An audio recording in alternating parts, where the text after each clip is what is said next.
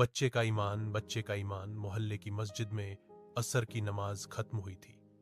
सब लोग बाहर जा रहे थे, मगर आरिफ, सिर्फ 9 साल का नन्हा सा बच्चा, अभी भी मस्जिद के कोने में बैठा था। अचानक उसे जाए नमाज के पास एक छोटा सा लिफाफा नजर आया। उठाकर देखा, उसमें काफी पैसे थे। इतने पैसे जितने उसने अपनी जिंदगी में एक साथ कभी नहीं देखे थे। आरिफ की आंखें चमकी।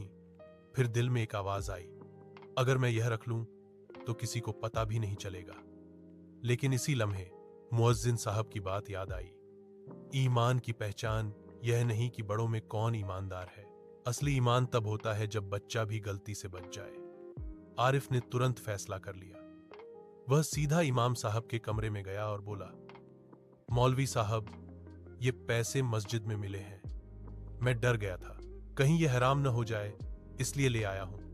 इमाम साहब ने हैरानी से की तरफ देखा, फिर प्यार से उसके सर पर हाथ रखा। बेटा, तुमने आज बड़ों बड़ों को शर्मिंदा कर दिया। कुछ लोग मानते हैं कि बच्चों को समझ नहीं होती, लेकिन तुमने तो बड़ा ईमान दिखा दिया। उसी वक्त मस्जिद में एक बुजुर्ग हांफते हुए दाखिल हुए। वो परेशान थे और बोले, मौलवी साहब, मेरी दवाइयों के पैसे गुम हो गए थे। पूरे घर की तलाश लगा दी, कहीं नहीं मिल रहे। इमाम साहब ने मुस्कुराकर लिफाफा उनके हाथ में दिया। बुजुर्ग के आंसू निकल पड़े। उन्होंने आरिफ को देखा और कहा, बेटा, अल्लाह तुम्हें कभी मोहताज नहीं करेगा।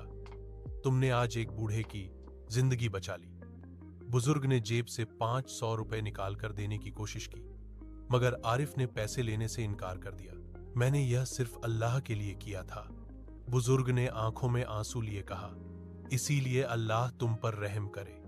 उस रात आरिफ के घर अजीब सुकून था, जैसे फरिश्ते उसके घर के ऊपर साया कर रहे हों। सबक, ईमान सिर्फ बड़ों का नहीं, कभी कभी एक छोटा सा बच्चा अपनी सच्चाई से पूरी दुनिया को सबक दे देता है। पसंद करें, शेयर करें, फॉलो करें। अगर आप समझते हैं कि ईमान सबसे बड़ी दौलत है, तो कमेंट में सुभान अल्लाह जरूर लिखें।